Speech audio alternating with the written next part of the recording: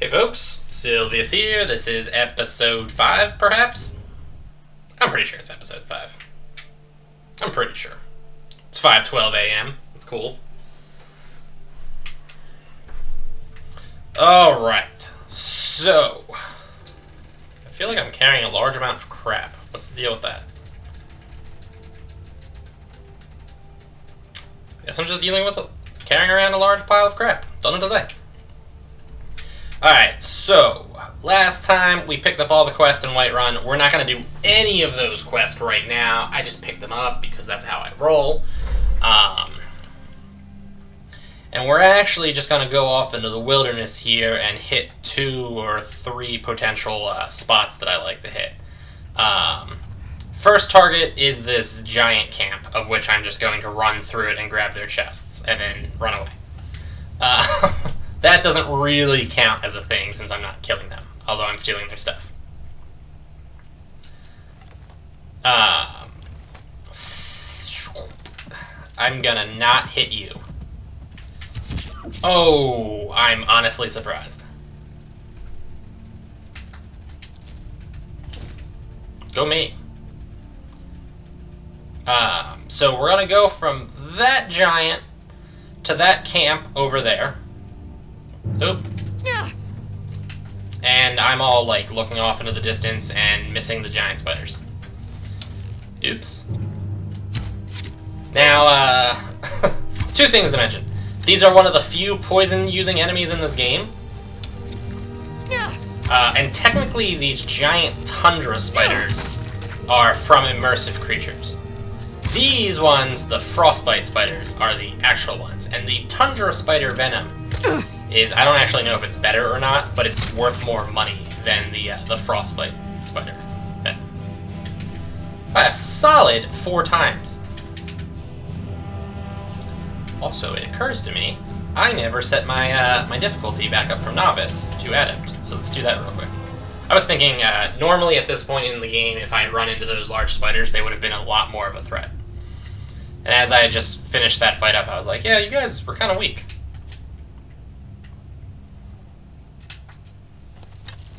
We had a little glitchy piece of terrain up there, right above where I'm aiming at. Man! There we go. Didn't manage to kill either of them, though. And now they're coming at me, so let's just do this the old-fashioned way. Via stabbing. Well, we'll shield bash that one to death. We'll stab that one. Slash, whatever. Hit their chitin. So, yeah. Now, when I get closer to this, I'm going to save just in case this goes wrong. The giant is right by the chest. Yeah, okay, and that's why we're going to save. Because ideally, we want him to not turn hostile. And also, because I'm going to try to harvest their dinner. Some charred skeever hide, and I want to see if I can't manage to grab. By the way, that thing he just did is the I'm about to turn hostile on you, so back off thing. Dude, he's standing right next to the chest. And just, like, go for it. Did I save already? Okay, I did save. Dude, he's, like, equal distance between the 2 things I want. The saber cat and the chest. I'm just gonna say screw it and go for it. Oh, and it's an expert level lock. Okay. Alright, broke 1 lockpick. Maybe down a little bit more. Little bit more. Got it. Alright. Junk that I don't want. Junk that I don't want. Junk that I don't want. Junk that I barely want. Junk that I don't really want.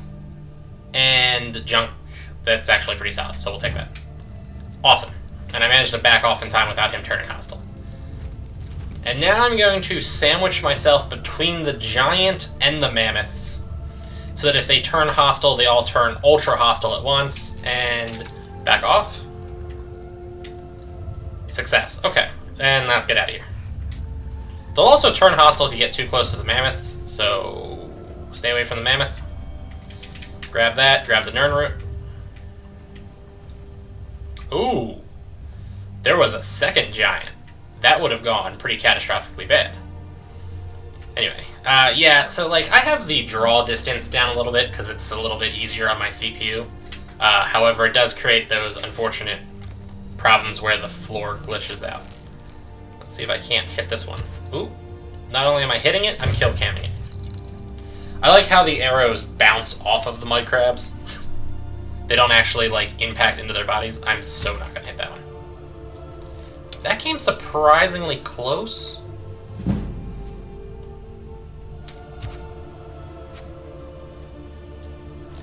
And even though I got the kill cam, that was still technically a miss. Awesome. Okay. Alright, yeah, let's just do this the stabbing way. You can see the bandit up there walking. So that's the Silent Moons camp, and that's where we're heading first. It's a nice place. It has some unique items in it, and a decently large amount of chests. And actually, the boss chest, if you will, the most valuable one, I should say, is actually located just in the top of it. While this place is a dungeon in the sense that you can go in it, you don't need to get the boss chest.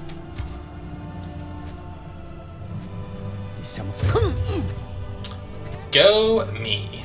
Killed the filthy Khajiit. And also turned everybody in that place hostile. That's cool. He moved. Yeah, when you're trying to hit people from this level of range, it's kind of difficult because they move a lot. I hit somebody there, and may have possibly killed them. And I think I just hit somebody there. I can't see them through the shrubs. My sneak skill's going up, though. Oh, I've been detected. Alright. It looks like I killed the enemy mage. He was the one wearing the black robe. Yep, I killed the enemy mage. Missed those arrows, though. Alright. I'm not doing terribly good in the shootout. There we go. Alright, let's do it this way.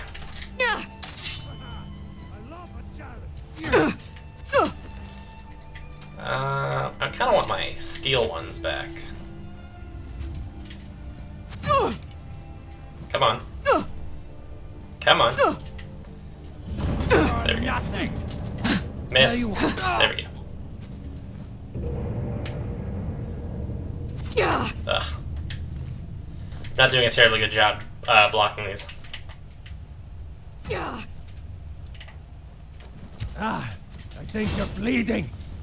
Let me heal myself up while we're just kind of letting. Leave Skyrim alive.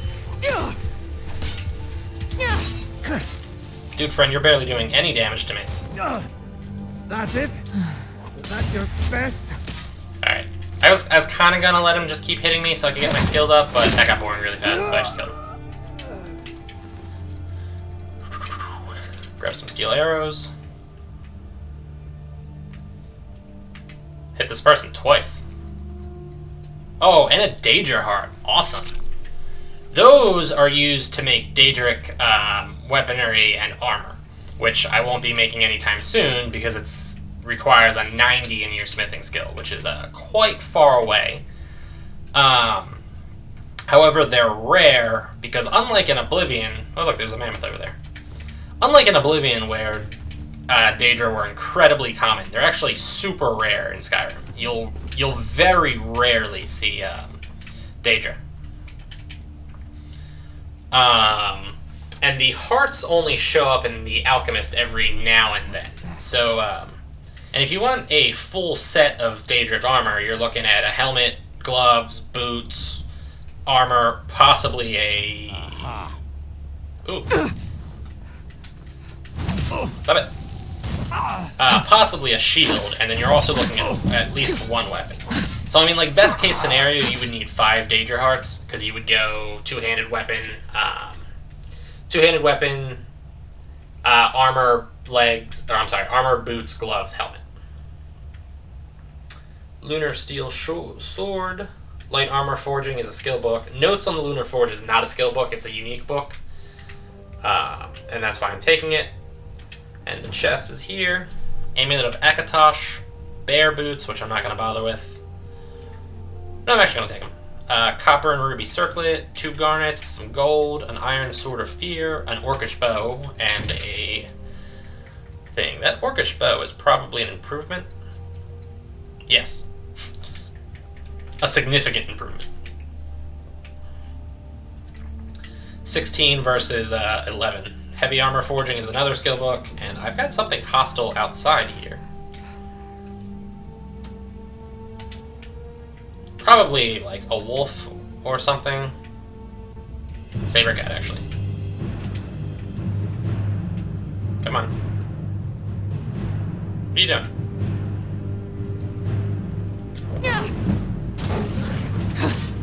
Level up. Dude, kitty cat. What are you doing?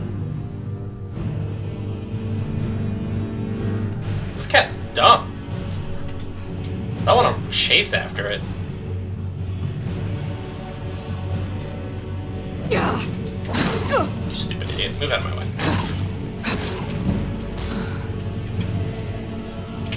There we go. And then our last target here is we're going to go kill some more mud crabs. But after we kill the mud crabs, we're going to go to the Halted Stream Camp, which is right up the stream, actually. You can see it right there. Oh, you know what? Crap on a stick. I actually forgot to clear out the interior of this place. I was too busy with that saber cat. Oops. So let's go take care of that.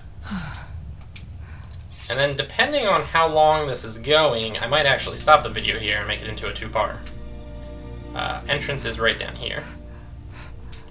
By the way, if you really, really wanted to, you could hide in that little hut there and draw a mammoth or a giant over and kill it with arrows while hiding in it. Kind of pointless. I'm just telling you it's an option. Alright, so we're in this nice little camp, and there's an enemy right down there. You can see her. And now she's dead. And then another enemy is going to come out, and I'm actually going to try to legit sneak attack this guy with a melee attack.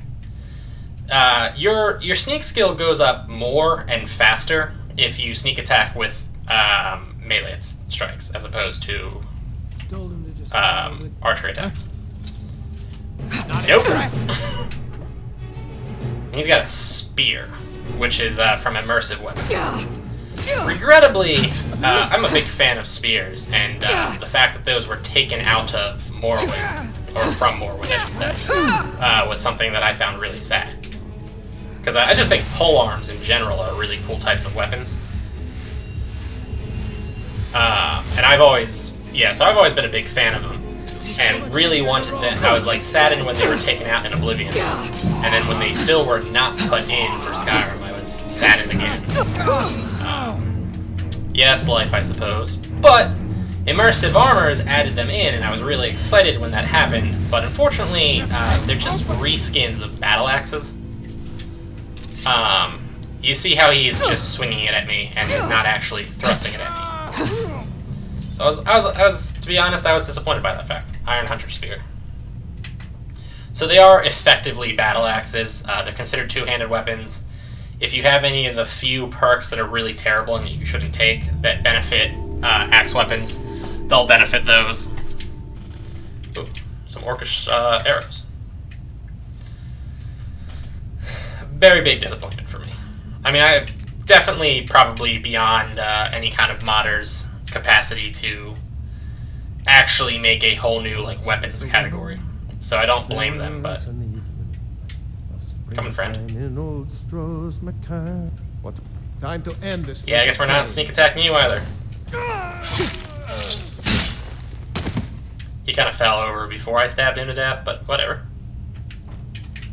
Put that crap on the ground. Steal your carrots. You've got nothing worth looting. We're gonna pick this lock. Add up level, broke it. Now that pick was still damaged from opening up that expert level lock earlier, so Go up a little bit. There we go. And what do we got? Lunar Steel Axe, which I'm going to take. Come to think of it. I should have taken that one from above, too. Well, we'll get it later.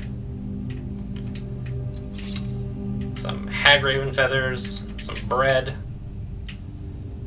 Take the seared slaughterfish. And what do we got? Ooh, a dwarven sword. 14. How much better is that than what I'm using? It's probably worse than my boarding knife, and my boarding knife has also been upgraded at a grindstone. Tempered, I believe the term is.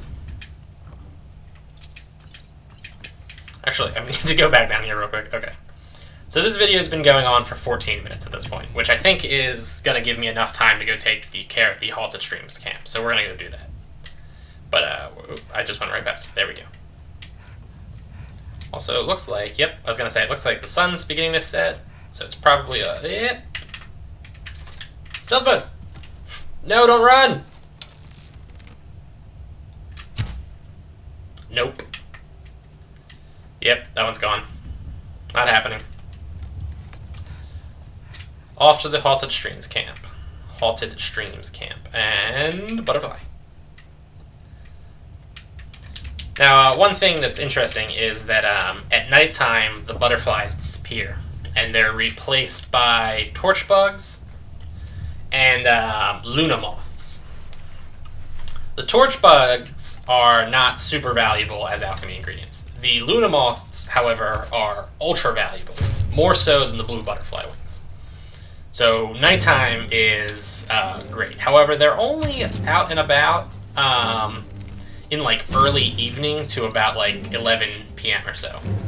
After that, it's too late for them, and I guess the bugs go to sleep. They also only show up in certain areas, obviously. If you go further up north where it's snowy all the time, you will not find a lot of bugs flying around. I feel like that makes sense. And also, about these mud crabs, they're actually, they hit relatively hard. Like, they're more dangerous than wolves. Alright, I don't want to get too close to the camp, but I do want to take this Nern root. And I did want to grab some of those, and we got some fishies here to grab. So we got an Abyssian longfin, a hissed carp, and what was the other one? Possibly also a hissed carp. I missed the dragonflies, though. And we're going to loop around here so I can get on this little overlook and shoot them with arrows. Ooh. Wolves. Now, immersive creatures also comes with, like, wolf variants, which include, like, plague wolves, red wolves, and things like that, and also wolf pups, which is what I just killed. But it also comes with this mechanic called, like, additional spawns, where the wolves will spawn feral brown with, like, pups around them in larger groups. So normally you wouldn't really run into a group of 5 wolves quite like this. Not that I mind, I like my experience, and also wolf hides are nice for crafting purposes. Alright, and there's one wolf left. I'm gonna heal myself up. All of your skills go up a little bit faster, your spellcasting skills and stuff, if you're using them in combat. So if there's like one enemy, especially with like humanoid enemies, when you put them in that point where they're like kneeling and they're like, oh, let me go. Heal yourself up while they're in that stage, because you'll get more EXP towards your spells at that point. Alright, we've got one person walking there, one person chopping wood, one person over by the cooking fire, and a spellcaster in that position. Spellcaster is my primary target, and he's dead. Alright, we got one guy sitting down in the chair, and he's dead. And I missed my shot on that dude. I hit that one, which was kind of cool. Awesome. Oh, I did a really good job sniping those guys right there. I just want to say that. And that guy's really bad at archery. He just shot a rock. Have you? Think sentries. Now, I know I literally just said cast any spells you have when you can. I don't have any spells to cast, and that was a good shot. That was a good shot. That's gonna be my my screenshot. Actually, hold on. Nuts. I want to look at something. Get that out of here. There we go. I wanna look at something. There we go. Print screen. That was a good shot. Why am I going so fast? What? Did print screen just wig my character out? Let me reload real quick.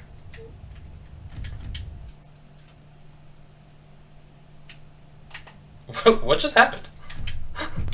Actually, I'm going through the menu super fast. Hold on a second. All right, hold on. Let me pause. Let me stop this recording real quick. 1 second. And we're back. And I have no idea what happened with that. That had never happened to me before. For some reason, hitting the print screen button just made the game go crazy. Strange. I had to actually close Skyrim and reload. So yeah, we fixed it. I don't know. Achievement acquired. Somebody made the trap go off. I'm not sure how that happened. I think this is my first encounter with one of the disarmable traps. They're hidden on the chest. When you open it, it would, if I didn't disarm that, it would have like swung down on my head. Deal a little bit of damage. Not a lot. A little bit, though. Obviously, you'd prefer to not get hit by it. But yeah, there you go. And what else do we got here? Barrel. Take the potatoes. Take the carrots. And now we're actually going into the place. This is the Halted Streams camp. This has a unique item in it with a unique enchantment. And it also has a unique spell, actually. So, 2 good things. There's also that dude sitting over there that I just kind of completely forgot about. And he picked up on me. Someone there? Come on, let's sneak attack him with a melee attack. Nope. Not today.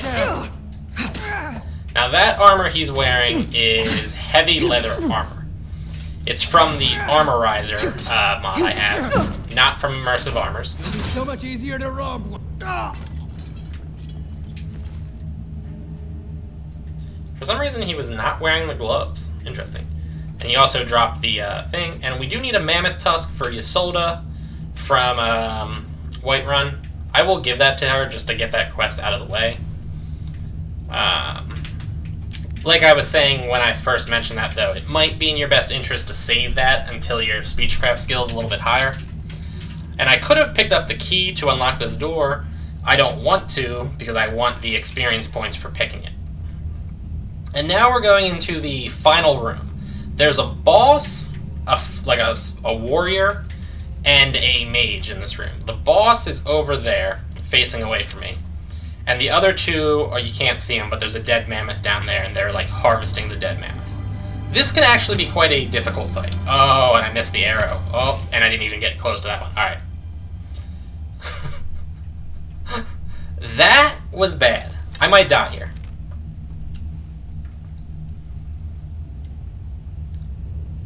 Or I managed to pull out far enough that they went away, which is kind of cool. However, I did still miss the golden opportunity to hit the boss.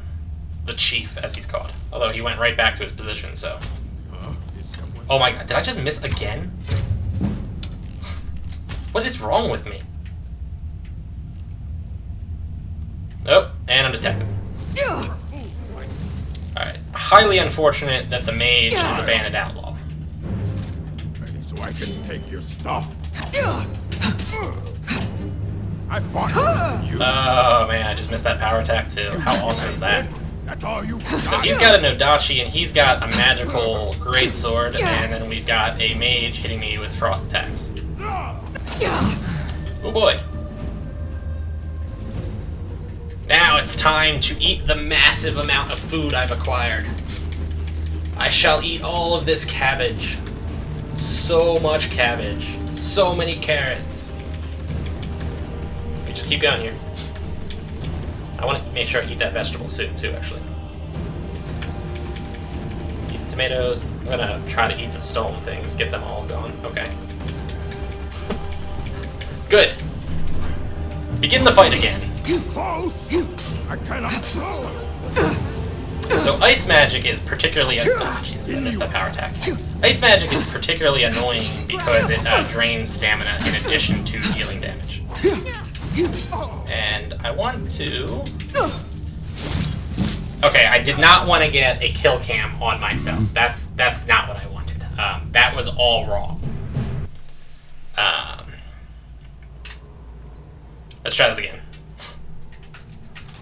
Maybe I could not botch the arrow strikes at the beginning. That would be kind of awesome. That kind of set this whole thing off to a bad start, obviously.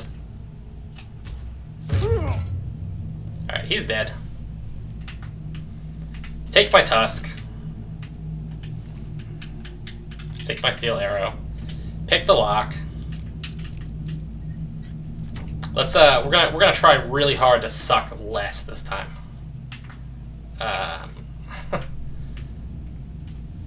Dude, I don't know how I missed him twice. Good, that time I got him with 2 shots. And hopefully I can still get out of here before they detect me. I'm not thinking I'm gonna pull that off. Oh, wait, no, I'm pulling that off. Awesome. Now, one of the things you can do is firing arrows at things actually makes noise. So you can distract enemies by firing arrows out and about them. Over here. Although I kind of missed that opportunity there. I'll show you what a real. Right, let's try to kill the chief. Anyone have to eat all that stupid vegetables again? Alright. Vegetable time.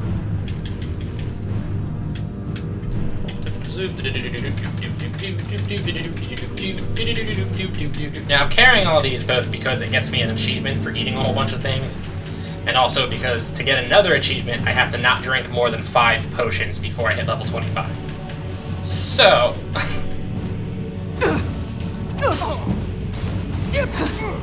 yeah.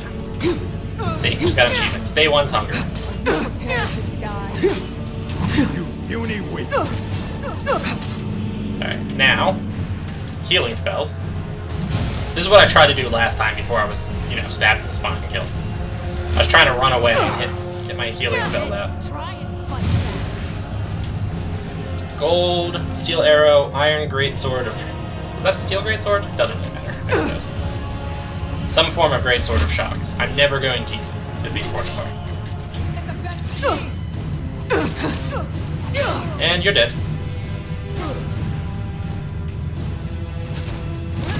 I hate that particular kill cam.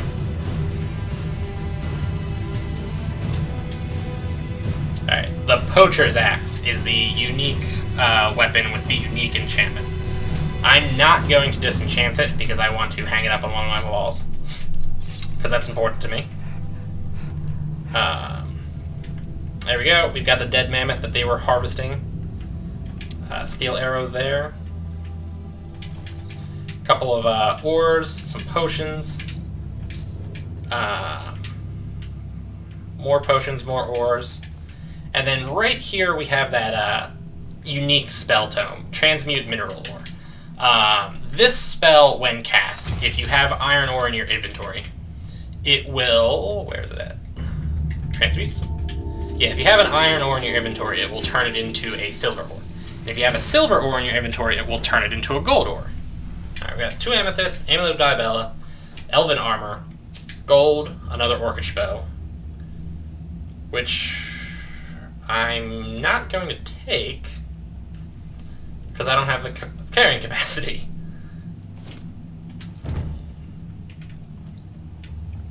Yeah, I do not have the carrying capacity to take it. Fancy that. And there's another chest here. This is a smaller one, not a boss chest, but still a chest. Also, it's locked, so it gets me some lockpicking skill. The one moderately annoying thing about this spell is, and it's just moderately annoying, but it's pretty annoying.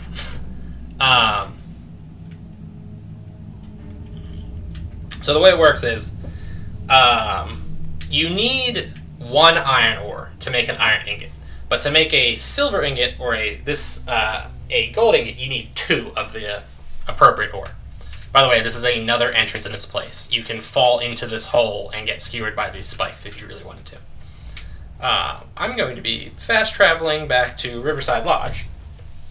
We're not going to do anything here, though. I'm just going to end the video once I get to this place. But I do want to finish what I was saying. So, the spell will always turn a higher ore into a higher one. So it'll always turn silver into gold, and when you're out of silver, it will then turn iron into silver. Because you need 2 silver ores, you can never really get 2 silver ores with this spell unless you throw one on the floor, cast it, and then pick them both up. So for certain crafting recipes that require silver, you'll actually struggle to get them. But outside of that, it's not that big of a deal. But it's just a minor annoyance. Anyway, folks, that's it for me. Like, favorite, comment, subscribe. Check me out on Patreon, Twitter, Facebook. I'll see you folks later.